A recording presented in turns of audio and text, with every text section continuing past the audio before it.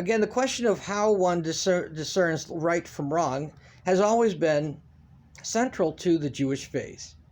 In fact, in the Old Testament, in the law of Moses, the way to be righteous has been very clear in some ways, although its interpretation may vary. But the rabbis have always taught that the two greatest commandments of all of the 600 plus commandments are to love God and to love your neighbor as yourself. So the rule of thumb for deciding whether or not something is righteous that you may or may not do is to ask yourself, is it loving of God?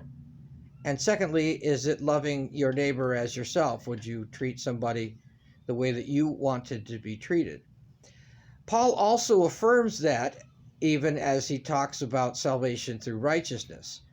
So the question of right and wrong is still, just as Jesus says and just as the Jewish teachers have said, is a question of whether or not the deed you are considering is loving of God and loving of your neighbor. And both of them say the same thing. Now, Paul would say that you consider that question of whether or not an act is loving of God and your neighbor as your mind is influenced by the Holy Spirit, and the Holy Spirit will guide you to know whether or not a particular act that you are thinking about doing or that you have done is loving of God and of your neighbor.